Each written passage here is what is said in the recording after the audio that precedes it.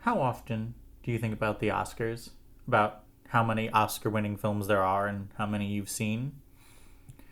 Yeah, there's a few famous Oscar winning films that we've all seen, The Godfather and Lord of the Rings and Titanic, I'm King of the World, all that stuff. But the Oscars have been running since 1927. There are currently over 1,000 films, feature length films, which have won an Oscar. How many have you seen? I did the numbers for myself. It's not many, and I consider myself quite a movie buff. So here then is the premise of this podcast. Every episode, I and a rotating cast of two guests will randomly select one of the 1,000 films that have won an Oscar, watch it, and talk about it, with the only requirement being that one of the three people on each episode has to have never seen the movie before we talk about it. That will get difficult with Star Wars. Please note that our coverage of a movie does not constitute an endorsement of it. My least favorite movie of 2016, David Ayer's Suicide Squad, won an Oscar for Best Makeup, while my favorite movie of 2016, The Handmaiden, wasn't even nominated for anything. Please also note that our coverage of a movie is not a blanket endorsement of any or all of the people involved in it. A lot of terrible people have won Oscars. Kevin Spacey won an Oscar 20 years before he was outed as an abuser, and Roman Polanski won one 20 years after. But every film, good, bad, or in many cases mediocre, that has won an Oscar is an important part of film history just for being there. And they all, on some level, deserve a tiny bit of consideration, even if that consideration ends up concluding that it's garbage. And with all of that in mind, I'm your host, Ellie McConaughey, and with me today is Justin Frankley. Every day when you're walking down the street and everybody that you meet has original point of view. And I say, hey. Hey! What a wonderful kind of day. And Gillian. When you learn to walk and play and get along with each other. And we are here today to talk about Arthur, the 1981 rom-com that won Best Supporting Actor and Best Original Song at the 54th Academy Awards. God, if I had it... Oh. Somehow. Yeah, somehow. It was a good lineup! Okay, what would you have... I'm looking at Best Original Song. It's catchy, I'll give it that. Among other things. No. It's the... Honestly, I think Arthur's theme would be the one I gave Best Original Song to, because Christ, that's a rough lineup. I like this lineup. If I were to, I know that the Academy doesn't really like doing it, but what I would have done is unnominate one of the songs and then nominate the theme song to Chariots of Fire, because they gave that, they just said the whole score of Chariots of Fire that ended up winning. And it baffles me that they didn't just choose the theme song of Chariots of Fire. There aren't... I guess it's different between song and score because... I have not seen Chariots of Fire. There are not lyrics to the theme from Chariots of Fire is very famous. It's a doom doom doom doom doom doom doom doom doom. I feel like I'm due a rewatch. I first watched it when I was 16, and I had much lower tolerance for like slow moving plots, and I did not enjoy it at all. Maybe now that I'm like a Jerry defender, maybe I could like it more. Also, if I had a nickel every time I was on an episode from this Oscars season, I'd have 10 cents. You would? I did Reds. You did? Reds was all. I'll have to have you on Golden. Yeah. That was exactly the joke I was going... Charlie and Red reads my mind. Or the Chariots of Fire episode. Maybe. Or the American Werewolf in London. This is the first year we had Best Makeup and Hairstyling. Hell yeah! I probably mentioned this during the Reds episode, but I went to see an American Werewolf in London at like a screening, a 35mm screening at my local art house, and Rick Baker's credit in the opening credits got applause from the audience. So what would we say the deal with Arthur is? Good movie. Yuppie propaganda. You know? Yeah. Yeah, you are, as is often the case, correct, Justin. Oh, if only there were rich people who could change and decide not to be dickish upon the sight of Liza Minnelli. Let's have Liza Minnelli talk to Elon Musk and just see how it goes.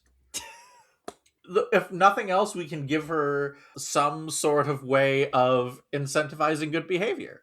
Yeah. No, the yuppie God, that's so good. God damn it, Justin. You know, there's a part of my soul that would have really liked this movie to have become Trading Places. That doesn't happen, but it would be nice. I will admit there was some part of me, you know, you have the movie go through its plot. You know, Arthur decides he'd rather be with Liza Minnelli than be rich, which fair. She's really hot in this movie. She is really hot in this. Train of thought, come back. No, there it is. And like he gives up his money, even though his grandmother is cracked and decided he can have the money and still marry her and not marry what's her name? Who I like how Susan. Yes, I have in my notes. I like that Susan's entire family is just fucking insane. But I'm very amused by him just going, okay, I've had my epiphany, my character arc, but I would also like the money. Okay. It all works out. Loose ends are tied. It's good screwball comedy. Decent screwball. This is one of those movies where it's, play the MST3K clip of no moral theater. No one learns anything in this movie. People begin the movie and end the movie in the same place they started. It rocks. Hey, Arthur is like sober now or something. But he's not. We've seen Not at all. Arthur 2 on the Rocks. He doesn't change. I have not seen Arthur 2 on the Rocks. Who hasn't? I know of it. I hadn't even seen this one until this episode. I mostly prior to this knew Arthur from a joke from the critic about Arthur 3. This time it's personal. Wait, no, it's not this time it's personal. It was Eyes on the Prize where I think he had like cirrhosis was the punchline. Which honestly I was like I had to assume that I'd missed an episode or something and that Arthur 2 was a joke from that. I was very surprised that Arthur 2 was real. It's supposed to be quite bad. Is it? Have you seen it, Justin? Is it bad? Well, it features him trying to. They want a kid, but Linda can't get pregnant, and so they're trying to adopt or the father is trying to still convince him to marry his daughter, but because he wants the money, and the bait is that she can have children. Fascinating. It's a film. I'll say that much. It's a film. A film that sounds like it was not written. Well, I'll be surprised if it was written by the same guy because he's very dead. Which R.I.P. I mean R.I.P. Steve. Yeah, he is very dead. He is also. Yeah. When I watched through, okay. When I signed up, I had not seen this movie before, and then my dad put it on at Christmas. Because it turns out he really likes this movie. I did not end up seeing the whole thing because we were all talking over it and decided to switch it. But also, I was looking at it. It's like, did he get a screenplay nom? And I was so glad that Steve Gordon got a screenplay nom. And that was.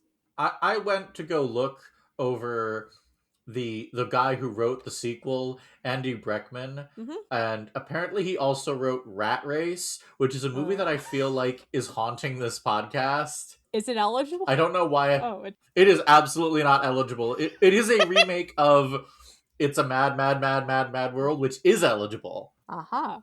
I feel like every time I say that title, I put too many mads in there, but whatever. I totally lost my train of thought. Give me a second. Brain, work with me here. He wrote. Oh, that's it. Just like I just felt like that Rat Race is haunting this podcast. He has a feud. Yeah, this guy has a feud with Don McLean or something.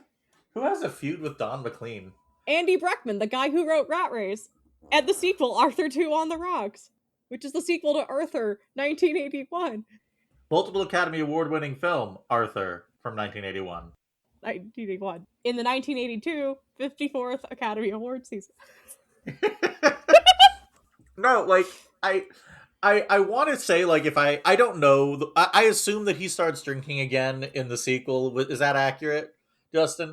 Yeah. Yes. If you take out like the sequel, he does have kind of a character arc in here. It's just like a very shallow comedic one.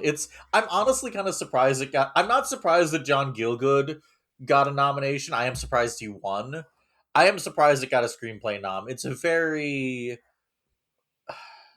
rom-comish screenplay, and I don't mean that as an insult. It's just not like the usual. I mean, I guess they gave a screenplay nom to Moonstruck a few years later, which was the same way. So did they? Am I misremembering? Yeah, and it won. So Did it win? I think it did win screenplay. Yeah, I know it won actress. I know Cher won. It It won original screenplay, and It was nominated for screenplay, but won for song because it's a meta joke on how there's a scene in the movie with an accordion player playing over all of the dialogue. it also won Best Supporting. So I will say I understand Moonstruck winning those Oscars more than I understand. John Gielgud again. I kind of like. I want to say I understand. He is walking a reasonably fine line here, where he has to be occasionally pretty serious but kind of funny about it. That's hard. I don't know. I want to say that I want to say that I liked the movie. It made me laugh. It goes by pretty quick. Remember 90-minute movies?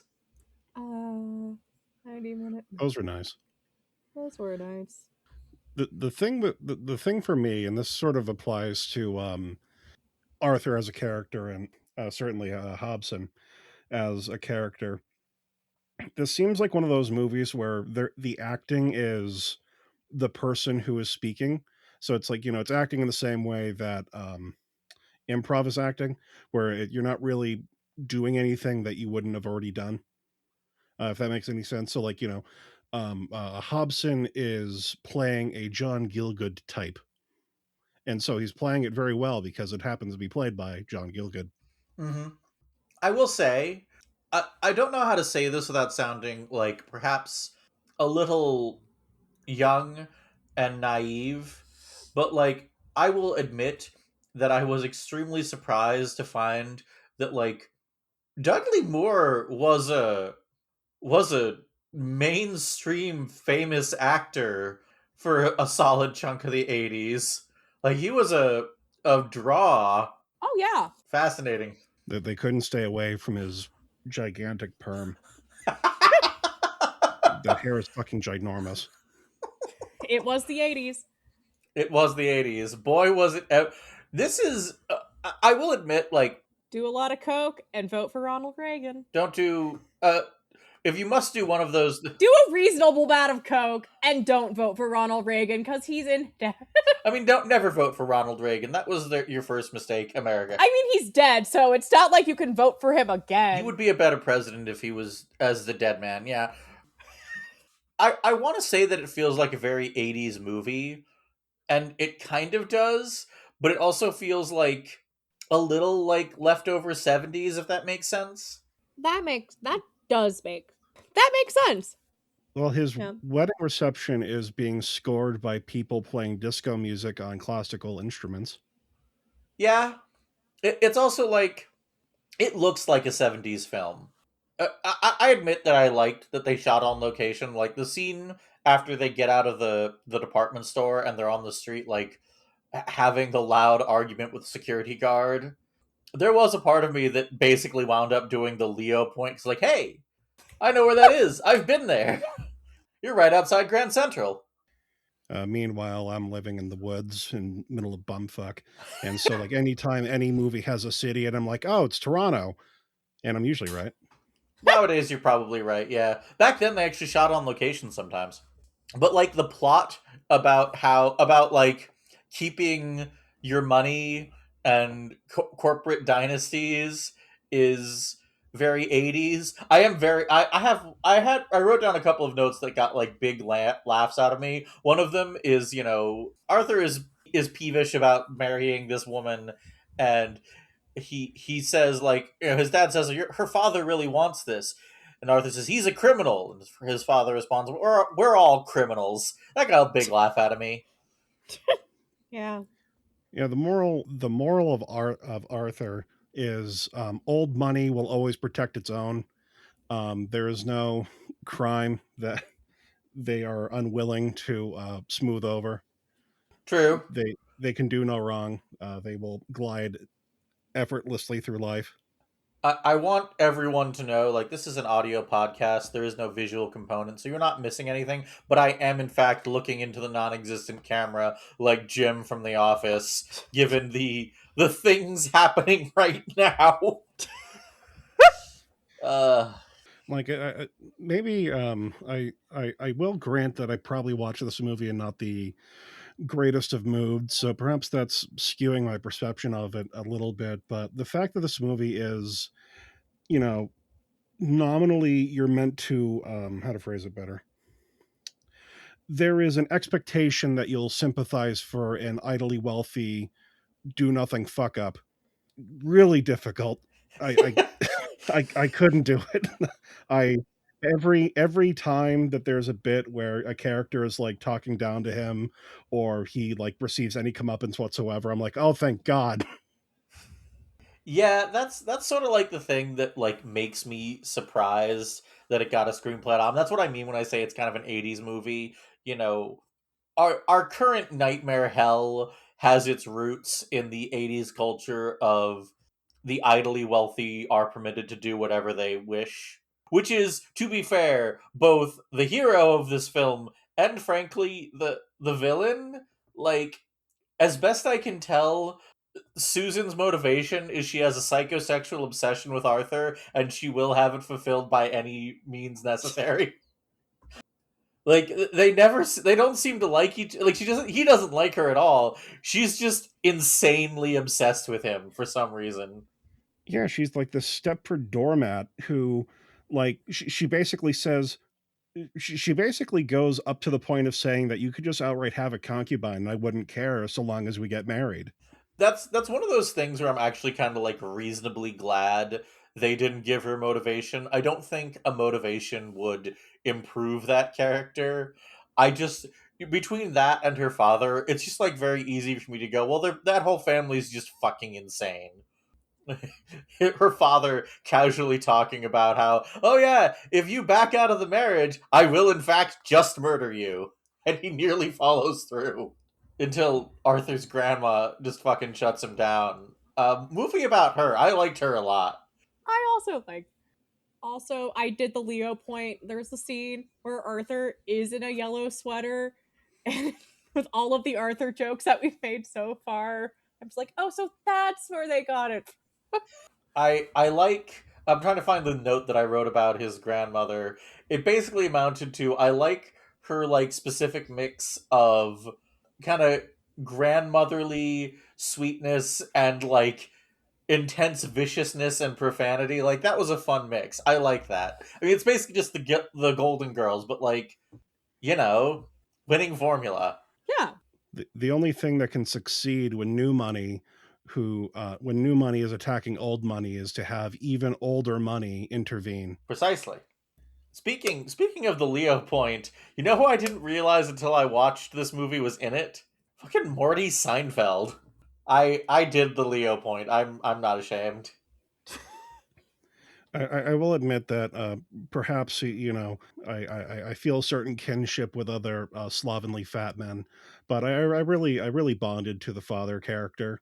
Like every time that there was a bit with him being completely inconsolable over missing out on having a millionaire son-in-law, or him being upset that Linda refuses 100 grand. I understand that. I feel seen. Yeah, that's a mood. That bit where he's like, "Here's 100 grand," and she's like, "I don't want it." I'm be like, "Lady, there's a limit to, like, if someone I hate is like, here's $20, I'll be like, no, keep your fucking money, you piece of shit. If someone I hate, if, like, Elon Musk walked up to me and was like, Ellie, here's $1 billion, I'd be like, cool, thanks. Fuck you. I wanted $100,000. Dudley Moore, when you're done being dead for 20 4 years. Come give me $100,000. Hey, but you know someone who played Arthur who is unfortunately still. I haven't seen the remake. Me neither. But also, Yeah. you already failed the assignment when you. I mean, yes, I can see the parallels of both them being British, but Dudley Moore has charisma. When he's drunkenly laughing at his own jokes, you believe him and you kind of feel bad because it's so earnest, but also so pathetic. And then you have 20 years, like about 20 years later, you have a guy who oozes anti charisma and then gets worse. And his name is Russell Brand. One of the things that were incredibly distracting to me the entire movie was I wasn't sure, as written, how old he was supposed to be. Because the way I'm reading this is that Arthur is supposed to be like mid-20s, maybe early 30s. But Dudley Moore was like 46 when Mm-hmm. this movie was being shot. And that was so fucking distracting the whole time because you're almost 50. And I don't know if it's like one of those like you can play a high schooler until you're 26 things where like he looks young enough and they just like let it slide. But like it was almost to the point where I thought it was like intentionally cast to make him be older. Like, you know, it's his last chance of getting married because he's 40. Like one of those things. To be clear, audience, I really feel like I should mention that the actor playing Arthur's father is only 14 years older than Dudley Moore. The person playing his grandmother is 22 years older than he is. Yeah, it is distracting, and I wonder if I wonder I see. I wish there was more information on the creation of this movie, like easily available. I'm not gonna go track down a fucking. There's not going to be a DVD commentary for this movie from the writer director, because he died before. Dad. Yeah, he died before it came out, or like right after it came out. But I wonder if I wonder if it was written for a younger actor and they just landed on Dudley Moore because he was a hot commodity. But yeah, it is kind of weird that he's like pushing 50 and they're like, you have to grow up and marry Sir who is 15 years away from retirement. I don't know when they landed on Dudley Moore, but according to Wikipedia, other actors in consideration: John Belushi, Al Pacino, Jack Nicholson, Travolta, Richard Dreyfuss, James Caan. Baffling. Jack, that is honestly kind of fascinating too, because like, okay, Al Pacino and Jack Nicholson are not like that much younger than Dudley Moore. Like, Dudley Moore was born in 35, Al Pacino was born in 40, and Jack Nicholson in 37. Like, none of those solve the issue. But I had a brief glimpse of a screenplay, which I'm not sure is accurate because it's one of those transcript websites that just most of the time just has the dialogue and nothing else. He is meant to be around 30, so John Travolta would have been an okay choice under those circumstances. Like, Yeah, I was trying to think of other people I could have I would have envisioned in the role like this, and it would be like Belushi is also. I could see Belushi too.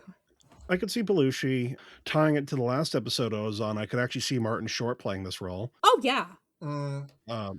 Robin Williams. This could have been Robin Williams, 10 out of 10, right there. IGN, yeah. Also, Gilda Radner was in consideration for Linda. Dang. Linda is perfectly cast. Yes. Whatever complaints I have about Dudley Moore's age in this movie, Liza Minnelli Mwah. got it in one. Mwah. Which, unfortunately, there's still a part of me that is 14 years old, and the only thing I'd seen Liza Minnelli in at 14 was fucking Arrested Development. I do not feel that is a reasonable or accurate depiction of her career. It's his loss. It's his loss. It's his loss. We do love Liza Minnelli. Podcast is pro Liza Minnelli official stance. She'll I guess someday we'll talk about Cabaret when we'll talk more about her in depth, I guess. No, I was going somewhere with the family. I don't remember though. My brain's Sorry. No, it's fine. It probably wasn't all that important. It's equally odd because like you'd think like the age of his parent and grandparent don't make any sense, but like John Gielgud was in fact old enough to have been Arthur's butler his entire life. You know, very odd. Very odd casting of Dudley Moore. Now I'm questioning everything. Yeah, because like again, one of the dialogue is written in such a way as that he has not had a lot of life experience, and it there is a little bit where he's wasted a bit of his life, or like he's wasted the majority of his life insofar, but it seems like he would have a lot of time left if he turned his life around. But if he's almost 50, then again, yeah, he's like going to retire in 15 years. It's like, what's the point of him working? I mean, unlike, say, for example, a certain wizard book author, if I woke up tomorrow morning and inherited $750 million, I wouldn't work anymore. You'd never catch me on Twitter. I would just log off and spend the rest of my life touching grass. No, I'd still post podcast episodes, but I wouldn't even bother to advertise them. Fuck it. I would go the George Martin route of promising a book and then never writing it. Hell yeah. I'd call up Jane Schoenbrunn twice a year and be like, hey, Jane, you want $10 million to make a movie? Cool, have fun. I'm trying to find what else was shortlisted for Best Original Song this year, but they don't have record. I'm just like... I'm not going to lie, the Wikipedia summaries of a lot of the Oscars are kind of a disaster. Actually, Wikipedia editors, if you're listening to this right now, if you're listening to this in your Wikipedia editor right now, we need to talk. We need to chat about something. So, like, whenever I go into a movie's like reception and accolades section, if it's won or been nominated for an Oscar, it will have like Academy Awards and what category it's been nominated for. But sometimes if you click on Academy Awards, it goes to the ceremony it won for, and sometimes it'll just go to the Wikipedia page for the Academy Awards as a concept, and then sometimes, not all the time, it will have a separate column with like dates of the ceremony, and which will then go to the ceremony. You need to fucking standardize this shit.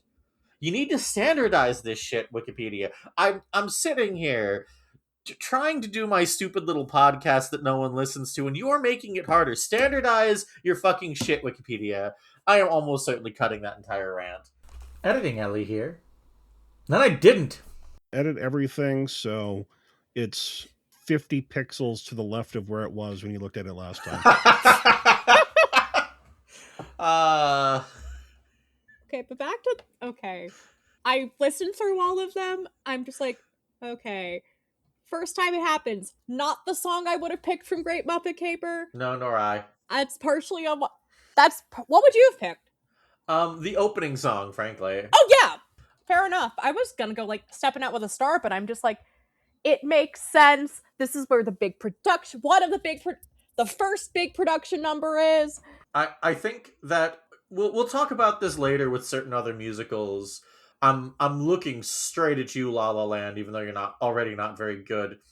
But, like, one of the central issues is that the Academy loves love songs, and so they're always nominating the fucking love song, or like the big emotion, like capital E David Cage accent emotions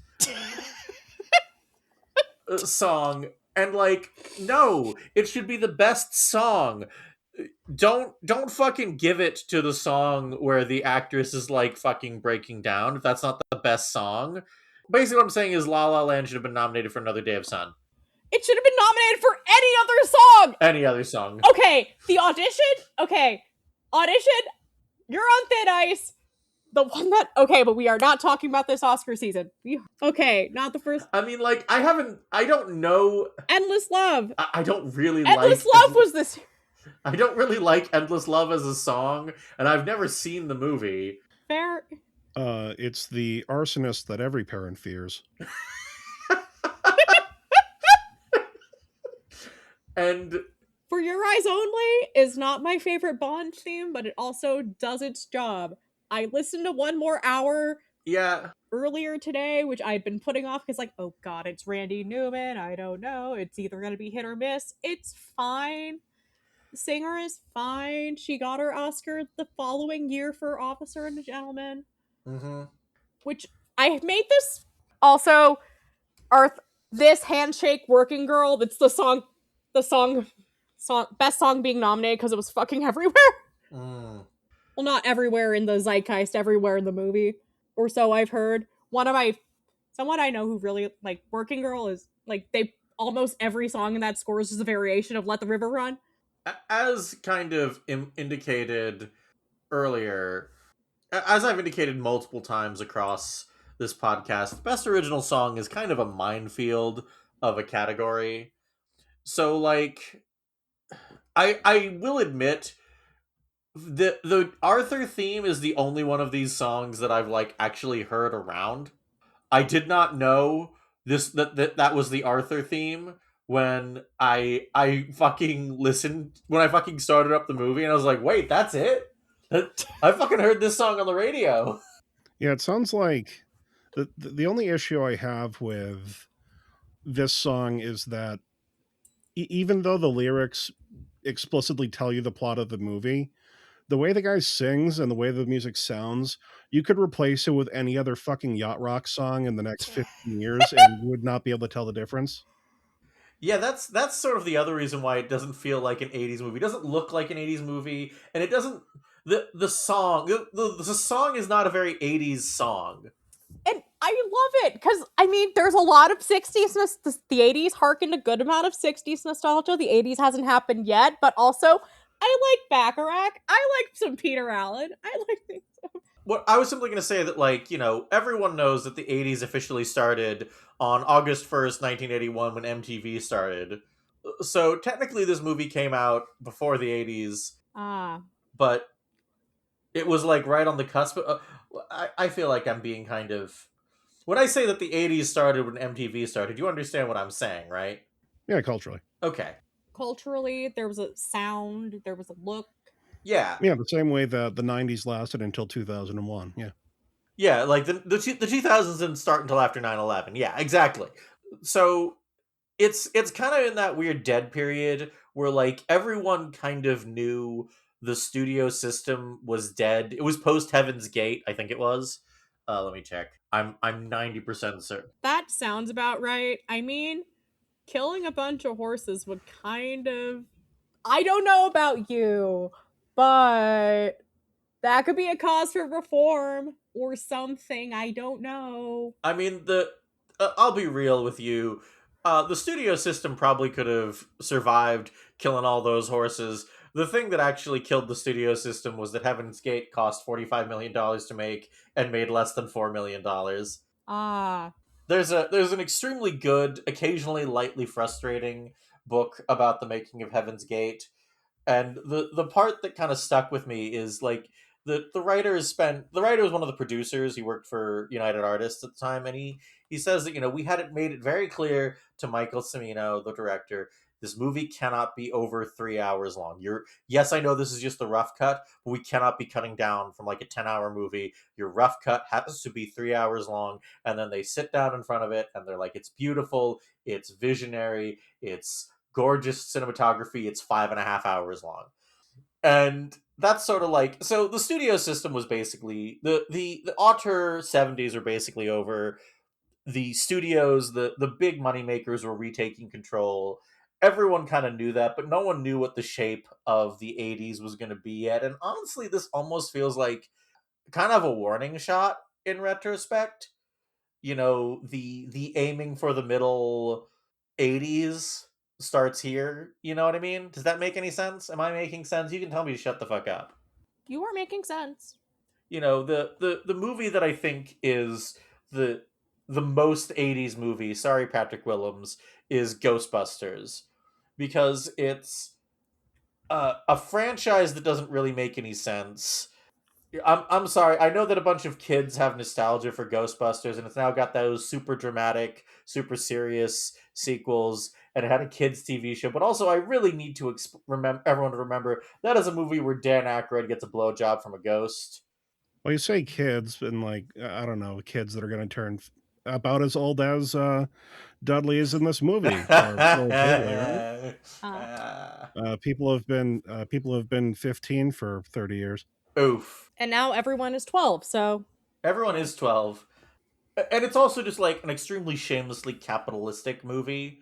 You know, the villain is government regulation in Ghostbusters. This is not me like, if you love Ghostbusters, that's fine. It's a fun comedy. Don't fucking at me about it. so the first Ghostbusters is spiritually libertarian. That's what Yes. I'm. Yeah. Yes. Ah. Completely unironically, my darling. But the central issue therefore is that like this movie feels like it could be in that era, but it did kind of like hit before we really got into that. Back when like the starter parts of those franchises were still kind of weird. Back when Terminator was a slasher movie and Alien was still kind of like a horror movie. Yeah. I mean, basically before James Cameron went completely Hollywood. Yeah, we're still in that nice budding period where all of the burnouts from the 60s hadn't inherited anything yet, so we're not quite at peak yuppie yet. Mm. But this is like the start of yuppiness. That's why we're doing a little bit of coke and voting for Rick, not a lot of coke and voting for Rick. You wouldn't start doing like massive amounts of coke and voting for Reagan until like 84. Yeah. Because Reagan wasn't in office yet. There was an office at this point. Oh. He was inaugurated in 19. He'd already been shot at this point, I think. I will keep my opinions on that to myself. In Minecraft. In Minecraft. Thank you. It was Jane Fonda, right? Jodie Foster. Jodie Foster. Good. He was obsessed with the shooter was obsessed with Jodie Foster. Child. Deeply weird, man. Like people usually go, she was gay. I'm like, yeah, that's true, but also like she was a child. That was a weird thing, man. But anyway, we're not talking about Reagan, or we're always talking about Reagan. Anytime I'm talking about 80s movies, I'm always talking about Reagan. But like on the other hand, we have a movie that is very sympathetic to communism, to the Soviet Union, to like the people trying to build a workers' revolution that won Best Director and Best Supporting Actress the same year. So it wasn't full. The stranglehold was not complete yet, is what I'm saying. Like it is starting, but we're not there yet. You know. And then in 40 years, people will be really upset because Raiders won something, and they hurt Nazis in that. Yep. And they're not one, but two films with Emma Goldman in it. Radical. So what I'm hearing is we should have had Jack Nicholson leave Reds to go play Arthur. I mean, he was in that movie. He wasn't in that movie for very long. Very long. Yeah. Yeah, he could have hopped to a different lot. You know, they do that sometimes where it's like, yeah, they don't need him for an afternoon, so you go to a different film set for an hour. Mm-hmm. I mentioned Heaven's Gate earlier, and like this is one of those stories that might be apocryphal, but supposedly, John Hurt is in the opening and closing scenes of that movie, and he shot one of his scenes, left the set, flew to London, shot all of The Elephant Man, and came back before they needed him again, because that film was so far behind schedule. This has been Ellie thinking too much about Heaven's Gate, which happens more often than you might think. Is this eligible, or is Heaven's Gate? Is Heaven's Gate eligible? Yeah. I don't think so. No. It would have been eligible if I'd done my original version of this podcast, which was Golden Raspberry Winners, which the reason, in case you're wondering, audience, the reason I didn't do that is because I remember the only thing I hate more than the Oscars is the Razzies. Yeah. I really should dust off my golden what was the idea of it? I was going to call it raspberry turkeys. Huh. Yeah, that's fun. There's a million one podcasts that highlight films that are bad or highlight films that are, not good, as the kids say. But I don't know. I think some films need to be steel man sometimes, and that would basically be what it would be. Mm-hmm. You know, I feel like you should always approach a movie on its own terms, which is what I tried to do with the film Arthur. Bam, we're back on topic. Sorry. No, that was 95% me, Gillian. You are not the only ADHD person here. We were talking about the song. Yes. I was trying to remember what else the guy who did the song had done that I would like to be aware of. He had previously won an Oscar for Raindrops Keep Falling on My Head from Butch Cass, which I was trying to wonder if this was a career Oscar for Bacharach, so. But I'm just like, he already won, but it's also been a while. So I'm not sure if it's a, we like you, we love. Like, it's not. Okay. I mean, it's not a very strong field. Take away this, and I probably would give it to the Muppet Caper. Sheena Easton, fascinating. One of the distracting, or one of the listening to the song separately outside of the film, the music video that they have for Arthur's theme, Mm-hmm. you see the singer, and he looks, to me at least, he looks like Kyle Glass but with hair, and really distracting. Huh. I mean, that could just be the '80s or the '70s. That's true. It's more that I never expected to see Kyle Glass with hair, so to see in this alternate timeline is captivating. I still think the song could be replaced with, I don't know, any Barry Manilow song and have the same effect on the movie. But Justin. I'm sitting here imagining the fucking Barry Manilow version of this song, and I'm taking 1d10 psychic damage every 6 seconds. Thank you, Justin. I try. Actually, you mentioned Randy Newman earlier, and like, I don't know, in certain doses, I like my Randy Newman, like Yeah. the theme song to Major League, "Burn On." I've always liked that one. My main thought on Randy Newman is I briefly got him confused with Gary Newman. Very different artists. Well, it's slightly better than my mix up earlier.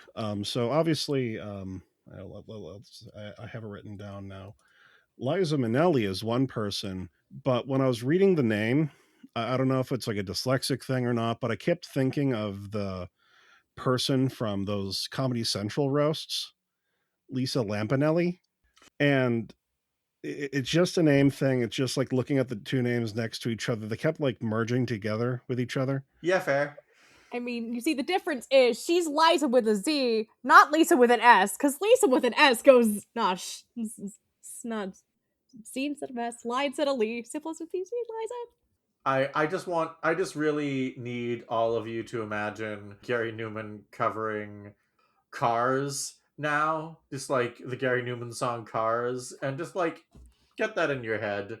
Or yeah, Randy Newman covering that, and just like get it in your head, enjoy that for a minute while I figure out what other points I needed to make were. We make the cars go beep. We make the cars go beep. We're driving around in the car. We make the cars go beep. Oh, Justin, I love you. So I guess we're not the straights aren't all right here, but I guess we should probably at some point ask, like, what do we think of the central romance? Do we feel they have chemistry? Yes. My verdict is straights are okay, would be improved if they were queer. Okay. No. No. No. Okay. It's one of those things where, kind of for the same reason why I don't understand why Susan wants to date him, I also don't know what she sees in him. If only because of like I don't know, the timeline of them knowing each other, because they go from strangers to true love in, I don't know, like what, a day and a half, and also to the fact that like when he finds her, he catches her stealing shit, and he's like fucking tugs his butler's coat sleeve. He's like, "Look over there! I've never seen a thief before." And like he introduces himself by smooching. Like he just Mhm. takes the opportunity to Yeah. kiss her on the mouth. I mean, if it works, it works, I guess. But hell, I was gonna say, Gillian, that I think the only reason it would really be improved if they were queer is because you could have the punchline like, "No, I don't mind that you're marrying a woman. I mind that you're not marrying my daughter." You know, Yes! Yes! solid punchline. That's always a good punchline there. But also, it was 1981. They were never gonna fucking do that. They were never gonna do it. Speaking of, but back to the remake. You know, it was gonna be worse. It was gonna be Ricky. It was offered. It was first offered to Ricky Gervais. Is Ricky Gervais? God, is Ricky Gervais actually worse than Russell Brand. Russell Brand? Oh my God, I think I think Russell Brand is a worse person. Okay, whoever's listening, I would love y'all's opinions. Who's Yeah, post your answer in the comments. I think I would actually rather watch Ricky Gervais than Russell Brand. I could see the opening with Ricky Gervais more than I can with Russell Brand.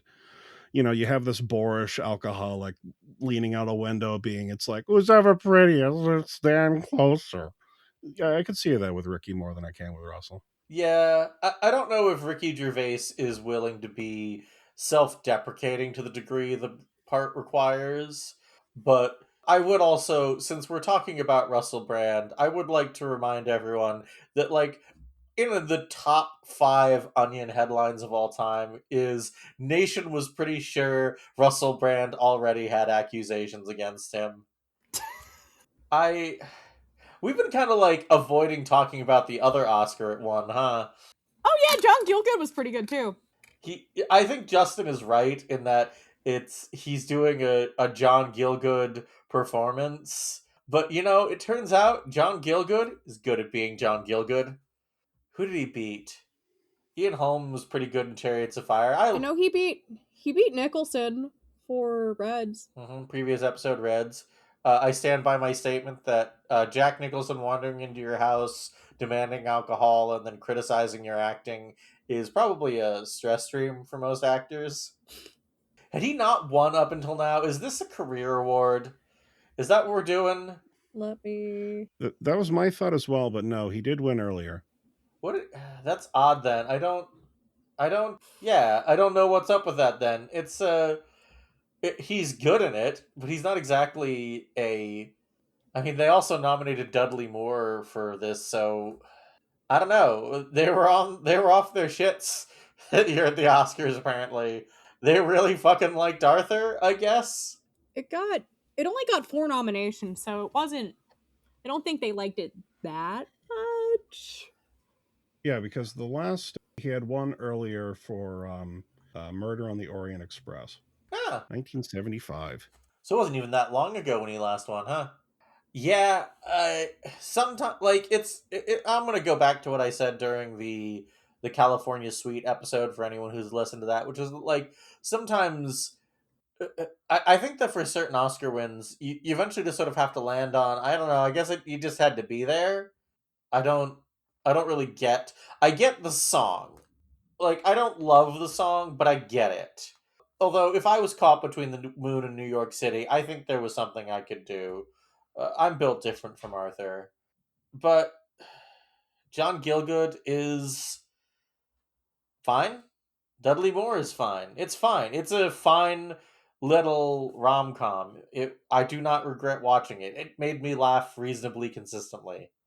3 stars. I don't know. To get a glimpse into how my mind was when I was watching this, my first note of the film is these prostitutes are doing the mental calculus of if the money is worth it or if they'd have better luck with Patrick Bateman. Yeah. R.I.P. Arthur. Okay, R.I.P. Arthur Bach. You would have loved Lego Batman.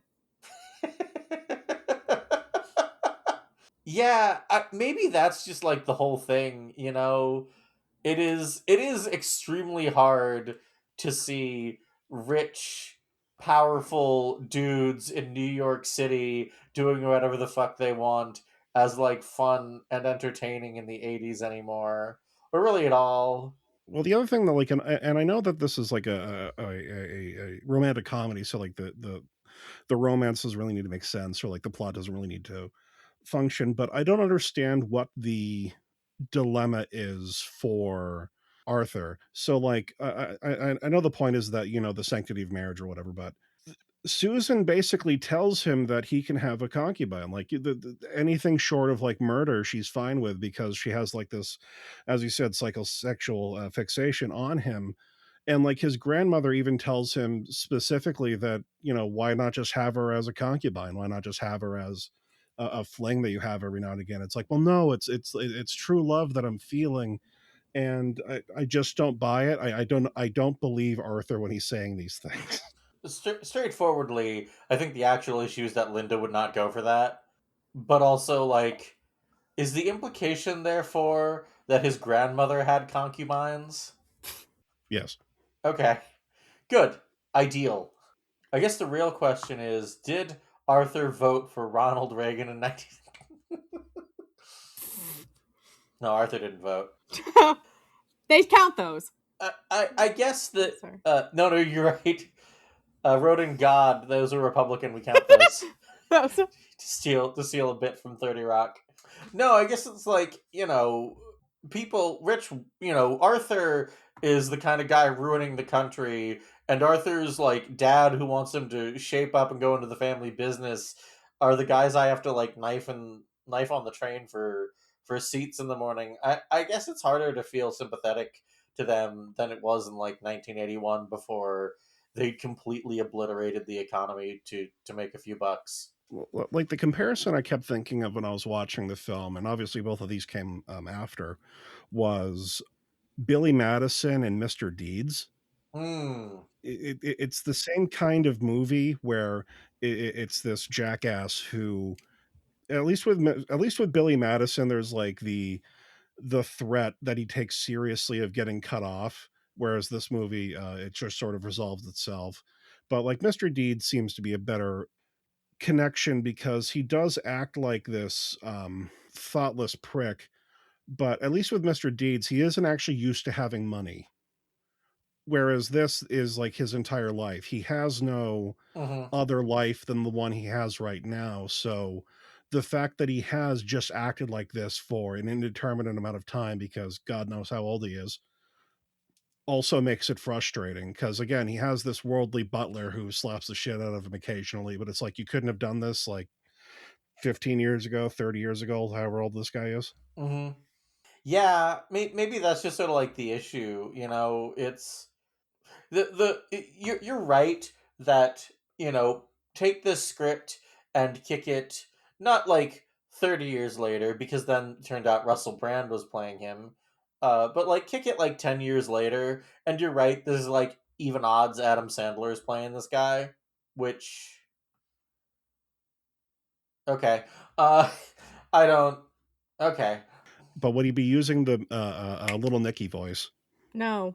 No, No. please don't do that to No. me, Justin. I have No. so little.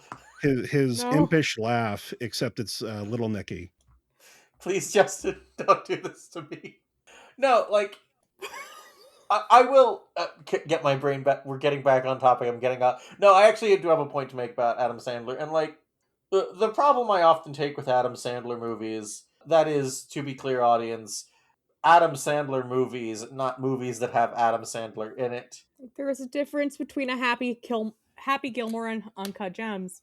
Precisely, you know, those are distinct categories of movie. But like, especially nowadays, those movies don't look like movies. You know, I subjected my a friend of mine to the rap from the end of Jack and Jill because I'm a bad person, and it looks like an SNL sketch. I will give Arthur the credit that it looks like a movie. Indeed, it does. You know, that's I don't know. I talk a little bit about this on the episode that's not out when we're recording this yet, but like I miss movies that like that look and act like movies. I'm kind of tired of movies all looking like TV. I'm considerably warmer towards this movie than you are, Justin. I wouldn't say that I loved it, but at least it looks like a movie. Yeah, considering all of the random, on the uh, how do I want to phrase the scale? On the Superfly scale of how cheap does this look? It looks like a film. I will grant it that much. And like other '70s films like that one or Joe, or things like that. Yeah, this does at least look like it has some money behind it, or people who like know how to use a camera occasionally. Yeah, Did you say the Superfly scale? I had a period where I was like going through different blaxploitation movie. I guess I could have gone with Dolomite. Dolomite has a scene where the boom operator is so far in frame that you can see his body. You can see his face. Beautiful. Justin, you, you fascinate me. I thank you. Thank you for this gift. You have saved our village. We hired the best killers there are. White killers, baby. Now I have to go watch Dolomite. Thank you. To see this boom operator. Or there is a Dolomite supercut of all of the boom pipe, and I have since linked it in the Discord. Thank you, Gillian. The question I kind of want to ask myself is like, when did you do this watch through? Because like people make fun of Plan 9 from outer space for like a section where the overhead mic is visible, and like there's a lot you can make fun of Plan 9 for outer space for, but that was not actually visible in like lower resolution. So like I'm curious about that. I have to go watch this boom mic. This and see his see what I can see with I don't know where I'm going with that. Any final parting thoughts from Justin and Gillian? Every day that you're walking down the street, there's a smile at you. Careful, or I'll make you do a cover of the song like I made Justin do "Jump in the Line." Oh no, my steak is too juicy. My lobster is too buttery. Justin, Actually, now that you said that actually was another problem I was having with the movie as it was going on. And like he does, thank Christ, get slapped for it a few times, but the amount of the times that his like angst is him complaining about his obscene wealth, it just kind of like, well, I don't know what to do with my life. Well, I have all of this means, but I don't know what to do with it. And I'm very happy that John Gielgud slapped the fuck out of him because again, it's that very much that fucking yuppie ass, oh my god, my beer too cold, my steak too juicy, my lobster too buttery. yeah, It's fuck, dude. the first couple of scenes I was very much enjoying the dichotomy between like the people who are in the social class with him who are not required to treat him a certain way versus the service workers and the sex workers he's interacting with who are required to treat him a certain way, and like that sort of dichotomy was pretty fun. They didn't keep that up. Yeah, I like when Hobson was by himself, he's just like outright insulting him, and then like when he comes back into the room, he's like trying to be more cordial. Yeah, more of that. Like part of me thinks that I'm expecting too much of this movie. It is a 97-minute rom com, but again, it's multiple Oscar-winning movie, Arthur. So maybe we should expect a little bit more from it. Two other bits of my notes I wanted to touch on: his train set alarm clock. The prostitute seemed surprised about the train set alarm clock. Did she not notice it beforehand, or did she not want to investigate it further until it turned on by itself? It does feel like she probably should have noticed that there was a train set above the bed earlier than that. Yeah. The other part, or the other thing, is that I now deeply resent you, Ellie, because you forced me to listen to Christmas music in February. I didn't force you to do anything. You volunteered for this episode. That is true, but I was not expecting Christmas music in February, and it slapped me in the face, and I thought I'd had another 10 months before I had to deal with it again. Fair. I apologize for that. Can you ever forgive me? Yes. It is funny. One of my favorite Christmas movies, thinking about it, is actually Santa Claus of the movie, which also has Dudley. Huh. So it does. He's one of the elves. I know this is not the Santa Claus that you're talking about, but my brain we already mentioned Mystery Science Theater enough, but it's like, no, Lupita. Sorry. Don't be sorry. My mic was off. I was laughing. Okay. Oh, Sly Boots. Awesome. Gillian, do you have anything you'd like to plug? I am Cutie Puppy Fire on the socials. And if you want to see me, like Arthur, laugh at my own jokes, yeah. Your jokes are quite funny, and I am always laughing at them. Mwah. Justin, do you have anything you'd like to plug? My plug for this week is the cork of a Scotch bottle that was in a house of a man who does not drink. I'm still not sure why the father would have that, but he found it, by God. He found it, by God. As always, you can find me, Ellie, on Tumblr at Football in Tuxedos with dashes between the words. You can find me on Blue Sky, Medium, and Letterboxd at LSR42. And you can find this podcast on Blue Sky at Biggest Night Pod.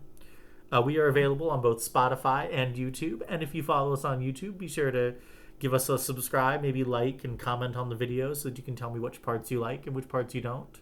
Thanks to both Gillian and Justin for coming out and talking about the moon in New York City with me. But for those of you who can't count, in case you haven't noticed, our next episode is our 50th. And to celebrate 50 episodes of whatever the fuck I'm doing here, I thought I'd bring you a big one. So we're going to go with, for our 50th episode, one of the 3 movies that's tied for the most Oscar-winningest movie of all time. We're going to be talking about Ben-Hur. Hope to see you there. Well, until Sinners beats it. Until Sinners beats it.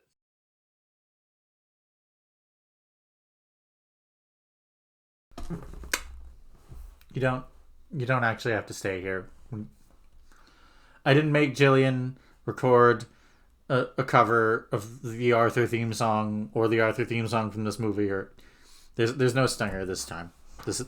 You can just go listen to Jazz's podcast or something instead of listening to this. Go. No, there's really nothing. I promise you. Go.